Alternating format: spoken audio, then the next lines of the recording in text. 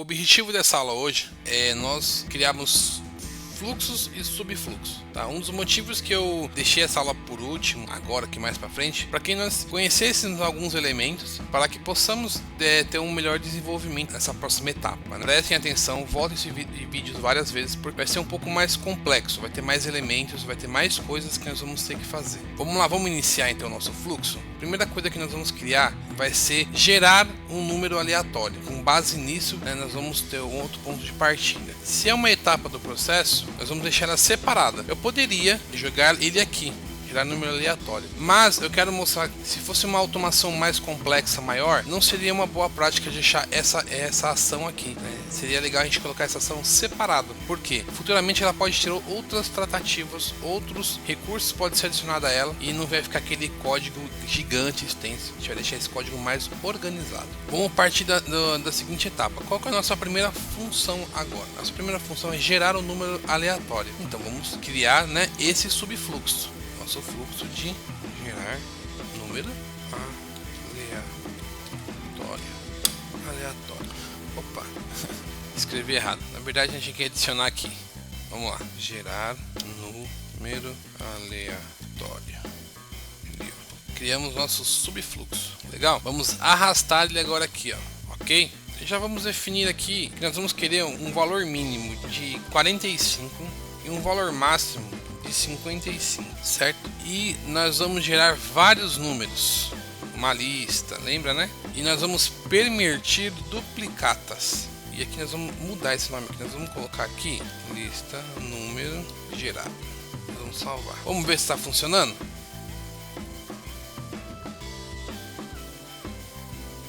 Henrique, não funcionou. Por que não funcionou, Henrique? Porque nós não chamamos esse fluxo ainda. Porque o nosso fluxo principal no Power Automate é o main. É a partir daqui que todas as automações vão ter início. E o que nós temos que fazer? Nós temos que chamar o subfluxo. Então, para nós chamar esse subfluxo, você vai conhecer uma ferramenta nova, né? Uma ação nova aqui no Power Automate, que é esse aqui, ó. Em controle de fluxos, deixa eu abrir ele aqui sem pesquisar para vocês. Em controle de fluxos, vocês vão vir aqui, ó, executar subfluxo. E você vai arrastar isso aqui para dentro do main. Dentro do main tem essa caixa aqui. Você vai selecionar o nome do subfluxo. E ok. Então sim, a partir daí nós vamos dar play. Ele vai entrar nessa ação. Essa ação vai chamar esse fluxo e vai ser executado. Quando esse fluxo terminar, ele vai voltar para o main e vai fazer, se tivesse uma sequência 2, a caixinha 2, ele ia fazer a 2, mas por enquanto ele vai parar só aqui. Vamos ver como é que vai ficar isso aqui? Vamos lá, então.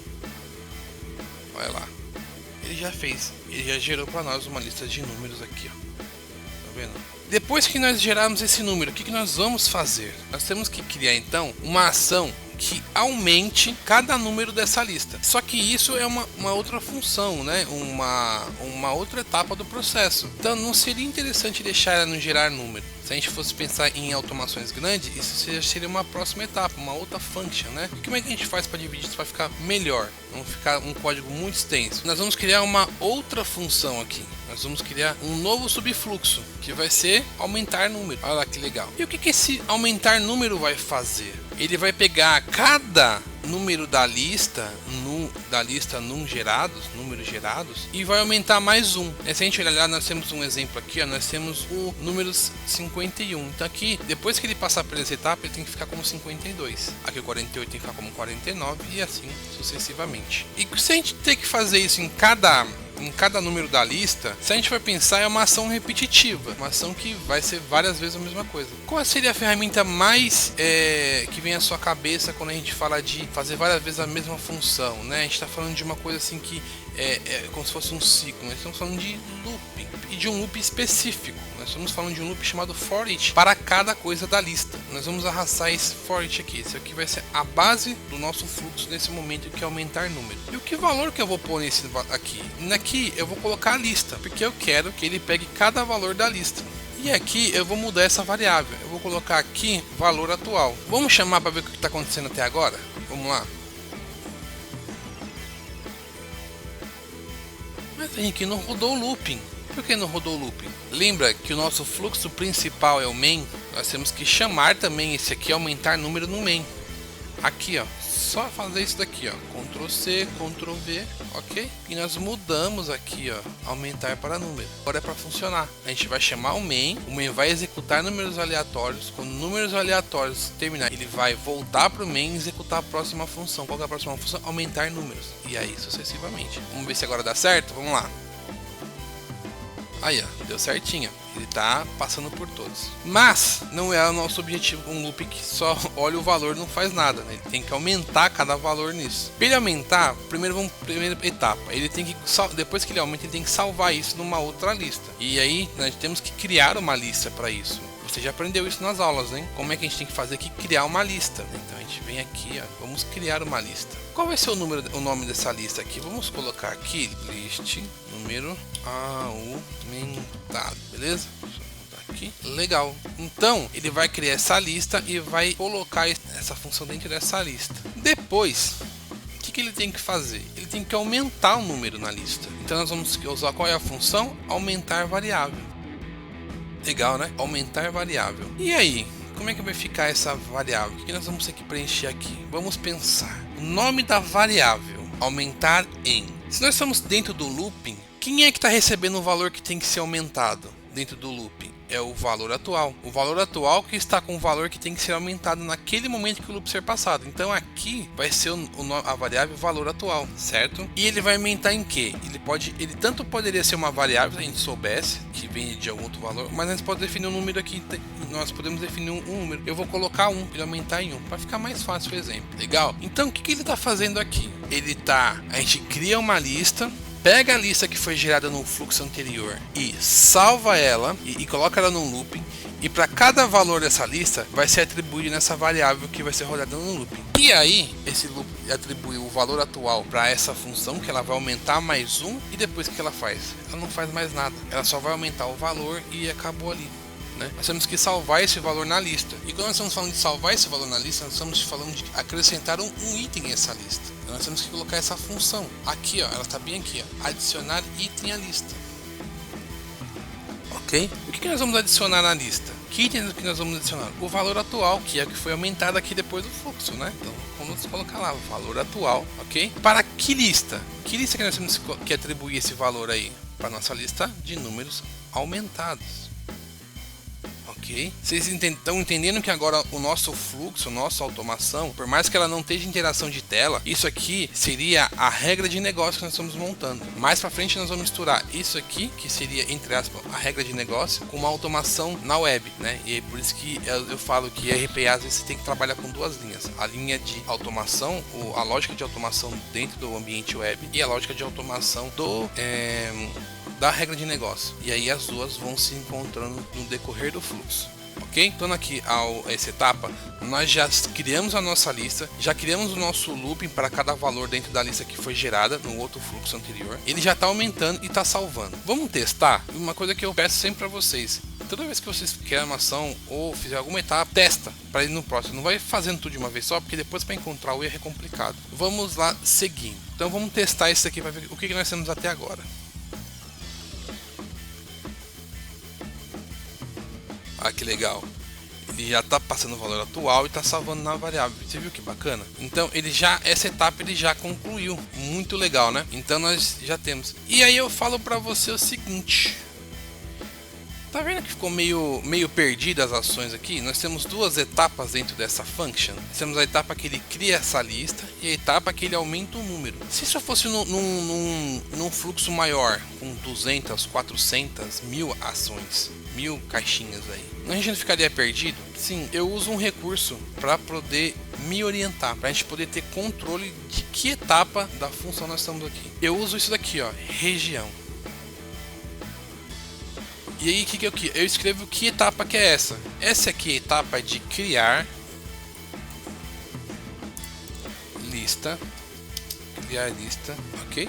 Ele vai criar então aqui a etapa de criar lista. E qual que é essa outra etapa embaixo? É a etapa de loop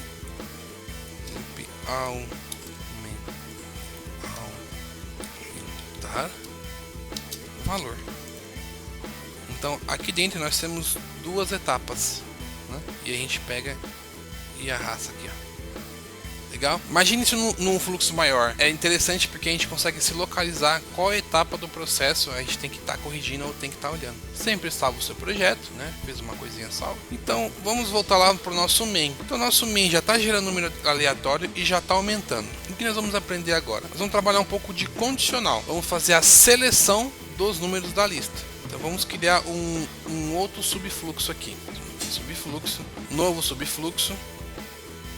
Vamos colocar aqui seleção de números, ok? O que essa seleção de números vai fazer? A regra de negócio é o seguinte: nós temos que criar 3 listas diferentes. Uma lista é números menor que 50, o outro números maior que 50 e a outra números igual a 50. Fácil, né? Interessante. Vamos lá. Então, primeira etapa, nós temos que criar a lista. Então já vamos subir aqui nossa região aqui já para a gente definir essa etapa do processo.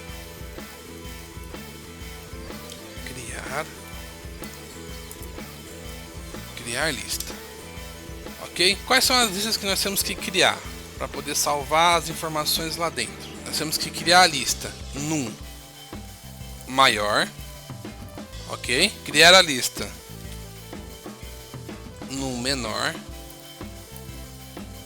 e criar a lista número igual. Só arrumar aqui para deixar padrão maior, maiúsculo, ok? Ótimo. E aí nós já temos, já criamos a primeira etapa que ele vai criar nossas listas. Qual é a próxima etapa? A próxima etapa é as condicionais. Nós vamos colocar eles para ser validado nas condições. E a ferramenta que nós vamos usar vai ser else, if e if. Nós não vamos usar o switch. Então vamos lá. Então o nosso if, antes de a gente colocar ele, a gente tem que pensar num outro caso aqui. Nós estamos falando de uma lista. Toda vez que nós temos que caminhar para uma lista, nós estamos falando de um loop. E o loop, para a gente poder caminhar por essa lista e validar esses valores. Ok? Então a gente tem que colocar o nosso loop. E qual é o looping que nós utilizamos para trabalhar com lista? É esse aqui, é o for each. Legal, né? Só que aqui eu não posso colocar o valor atual porque nós já temos aqui. Tem algum problema?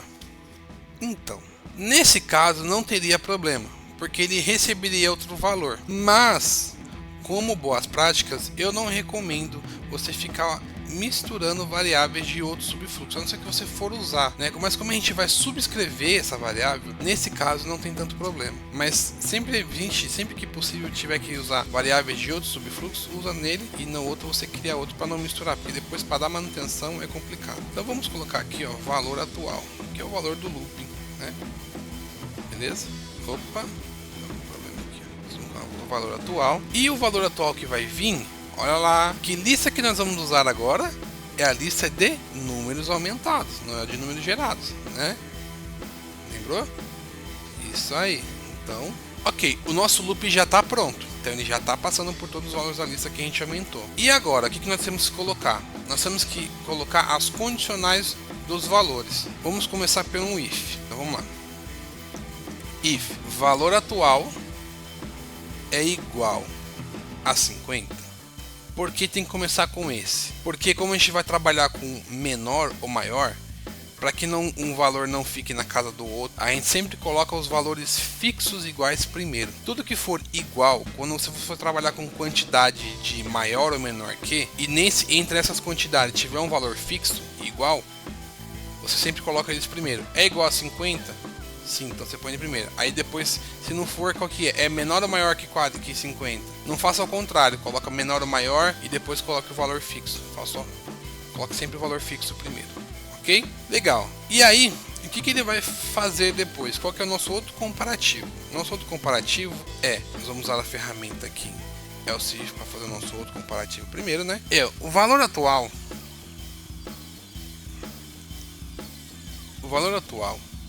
é menor que 50. O valor atual é menor que 50, né? Então ele vai fazer o que tá aí dentro. E qual é o nosso outro else if, né? Ou o nosso else? A gente pode colocar aqui. A gente pode colocar o if. Porque se ele não é 50. E se ele não é menor que 50, ele só pode ser o que? Maior que 50. A gente pode por isso. A gente pode tanto colocar o else aqui ou colocar um else if. Mas lógico, assim, para aproveitar o recurso que tem, a gente pode usar o else, tá bom? Que é melhor a parte de poder entender, tá? Ou se você preferir também else if, tá? Eu recomendo usar um else porque se não é nenhum nem outro é else, tá? Então vamos distribuir agora para nossas listas. O que nós vamos ter que usar agora? Nós vamos ter que adicionar item à lista. Então tá. Só que agora aqui nós temos que tomar cuidado para nós preencher. Então, ó, nós vamos adicionar no valor 50. Que item que tem aqui? Então nós temos que adicionar o item valor atual para a lista de número igual, porque aqui vai entrar os que vão ser 50, né? Que a gente define aqui. E aqui nós estamos falando que é menor que 50. Que lista que nós vamos usar aqui, né? Que valor que vai ser adicionado na lista. Então nós vamos só copiar aqui, nós vamos mudar aqui. Nós vamos mudar aqui para a lista número menor. Opa, apagar aqui que entre duas listas também. Número menor. E aqui, qual que seria a lista? Se não é nenhuma dessas três, é o número maior. Vamos lá. Ele está carregando um pouquinho que ele está pensando. Tá devagar o negócio aqui. E aqui, qual que vai ser? Vai ser o número maior. Legal, né? Número maior. Uau! Então nós já vamos ter a nossa distribuição dos valores na lista já. Mas essa aqui já é uma outra etapa do fluxo, do subfluxo, né? Então o que nós temos que fazer aqui para ficar organizado? Nós temos que colocar uma região aqui, ó. Essa região do que? E o que é essa região aqui? Vamos pensar. Comparando os valores. Aqui nós estamos comparando os valores, né? Você pode colocar qualquer nome aqui, tá? Basta você ver qual que é o que é mais fácil para você. Aqui nós só vamos comparar os valores, tá? Eu uso essa função mais para isso. Legal. Então, o que nós já estamos fazendo aqui? Nós já estamos distribuindo um valor para cada lista. Legal, né? Mas se eu quisesse saber que valor que está sendo salvo na lista, e aí? Como é que eu faria isso? Lembra que eu falei para você que a gente pode usar uma outra ferramenta sem ser o else? Eu vou mostrar como a gente também pode estar usando o switch case nesse caso para aparecer uma telinha para mostrar para nós os valores. Vai ser muito bacana para a gente poder comparar visualmente. Então a gente vai vir aqui nas condicionais, vamos colocar um switch aqui, ó, vai ficar legal, ó. Certo? Depois que ele desceu. Só que ele vai pegar só que nossa referência vai ser valor atual. OK? E no nosso valor atual, nós vamos colocar um seguinte case. Quando ele for igual a 50, certo? E nós vamos colocar um case quando ele for igual a 45, que é o extremo. Nós vamos colocar um outro case quando ele for igual a 65. Que legal. E quando não for nenhum dos dois, a gente vai colocar um default case. Legal, né? E o que nós vamos mostrar dentro desse case? Eu quero que ele mostre o valor. Vamos usar uma função que a gente já usou bastante, que chama exibir. Essa função aqui, ó. O que essa função vai mostrar? Ela só vai mostrar para nós o valor atual. Só isso. Eu vou dar uma ajustada aqui. Só para a gente aproveitar aqui, ó. Beleza? Eu vou colocar aqui para ela fechar automaticamente. Eu vou pedir para ela já desabilitar essa variável que a gente não vai precisar. Então vamos colocar aqui os valores. 15, 65. Não, esse é referente a esse. Então quando esse aqui é referente a 50, esse aqui é referente a 65, 45 e quando for diferente de todos. Só para dar uma ajustada aqui, né, vamos salvar. Só vou ajustar uma coisa no gerador de números aleatórios. Eu coloquei aqui, eu coloquei 45, 55 aqui, tá? Só para aumentar aqui, eu vou colocar 44 e e 66, tá? E gerar a quantidade de números eu vou comentar, vou pôr até uns 50, vou colocar uns 100 números aqui pra gente ver como ele rodando aqui, ó. E o que que tá faltando agora? Tá faltando a gente colocar nosso subfluxo aqui, né, para chamar essa função, seleção de números. Então, nossa automação, né, na teoria, está pronta. Vamos rodar para ver o que que tá acontecendo, para ver como é que ficou. Então ele tem que, vamos ler aqui, ó, o main. Então ele tem que gerar os números aleatórios, pegar essa lista, aumentar, salvar numa outra lista, depois fazer a seleção do número e salvar cada número na sua respectiva lista de referente ao valor 50, se é menor que 50, ou se é maior que 50, ou se é igual a 50, ok? Então vamos pôr para rodar esse valor. E nós temos a questão do switch aqui, que ele vai mostrar os valorzinhos para nós, né? Vamos lá, vamos rodar para ver como é que tá ficando. Ele gerou o valor, né? Tá distribuindo aqui. Vamos lá. Olha lá, 53, já achou um. 52, 50,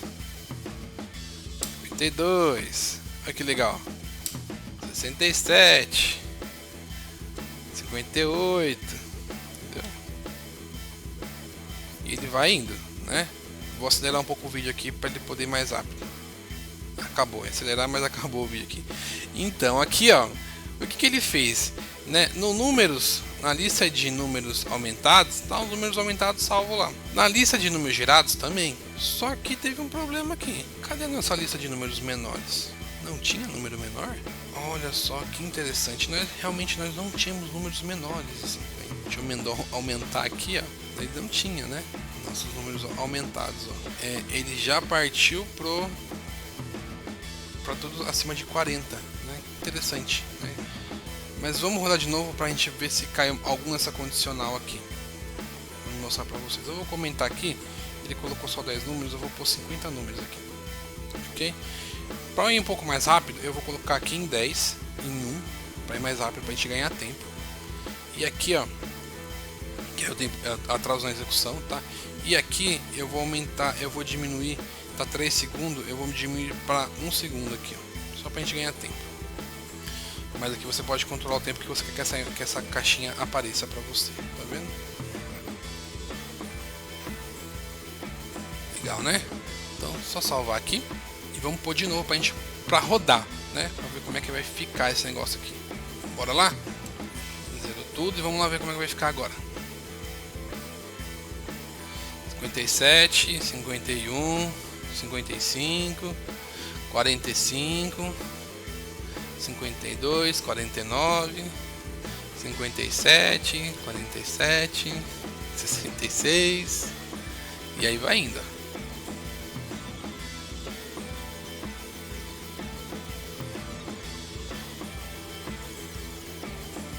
Beleza? Acabou a lista. Vamos ver como é que ele separou agora para nós aqui, né? Números iguais aqui a gente conseguiu que ele conseguiu achar dois 50 aqui, ó. Duas vezes o número 50 se repetiu. Números maiores também, né? Muito bacana. Maior que 50 ele trouxe para nós. Trouxe aí 36, né? Números que foram maior. E nos números menores também ele trouxe aí 10 números menores que 50, né? Bacana nisso, né? A intenção que não é saber quem é maior, quem é menor, não é, só coincidiu, mas foi para você poder entender como funciona a parte de fluxo, controle de fluxo, subfluxo, né? E já exercitar um pouquinho daquilo que já aprendeu nas aulas anteriores, ok? Já antes que me perguntem, eu poderia colocar essa caixinha aqui dentro e depois que eu aumentasse e apresentasse o número? Sim, eu poderia, sem problema nenhum. Mas, por uma questão de didática, eu só queria mostrar para vocês o switch trabalhando, comparando o valor, né? Que ele pega um valor de uma variável e vai comparando ela de acordo com alguns cases, né? Foi mais uma questão didática, mas sim, poderíamos ter feito isso também. Como também poderíamos ter feito ao contrário, tá? Poderíamos ter colocado essas ações aqui dentro. Mas, por uma questão didática, eu fiz esse exemplo para a gente poder exercitar essas duas ferramentas aí, né? Que é tanto o if, else if e else, que a gente aprendeu nas outras aulas, e o switch também, fica mais um exemplo para poder fazer fixação, tá bom? Isso aqui é um exercício mais para você fixar a funcionalidade, a lógica da ferramenta dentro do programa. Eu espero que vocês tenham gostado desse código, espero que eu tenha enriquecido cada vez mais de conhecimento aí para preparar vocês para próximas automações. Meu nome é Henrique e eu espero você no próximo código. Tchau, tchau, Dev.